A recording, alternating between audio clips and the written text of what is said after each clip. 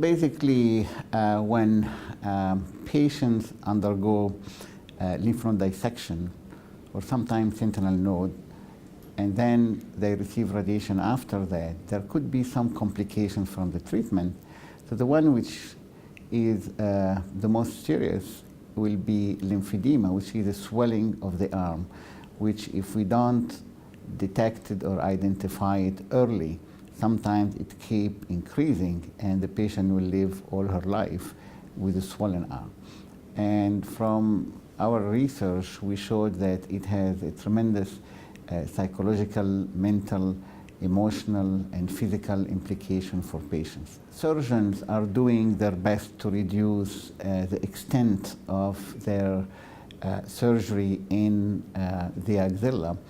And unfortunately, the radiation aspect that a lot of studies now show that you need to give radiation to the regional lymph nodes when there is a positive lymph node. So both of them together, if the patient has advanced disease and has a high BMI, more than 30, the risk of lymphedema can reach up till 30 or 35%. Now, the way how we approach there is that we screen for it. We don't wait until we see it. So we have a sort of like a tool which can generate the volume of the arm.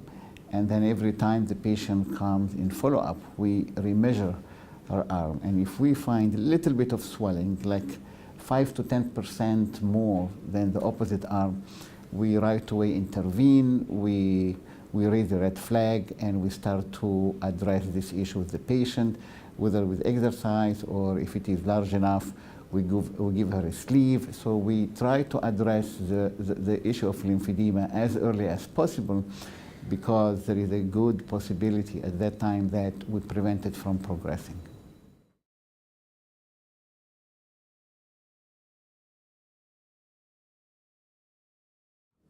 After the introduction of the sentinel node to replace lymph node dissection in many clinical situations, the risk of lymphedema went down, and there was a perception that it disappeared, but actually it did not disappear, it's still there. The problem I'm having is that physicians are not thinking about lymphedema. They are just focusing on the cancer and focusing on the treatment. And once they do that, just the patient move on with her life. And if the patient comes back in a follow-up and they see lymphedema, they will just say, go to physical therapy, they will deal with it.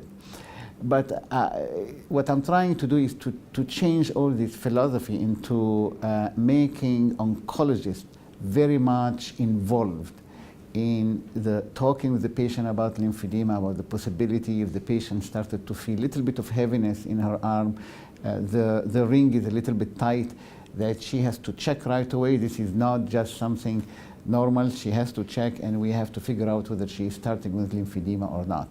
So increasing the awareness to physicians and oncologists who see the patient up front is very crucial. Once we reach that level, I think the risk of lymphedema will continue to go down.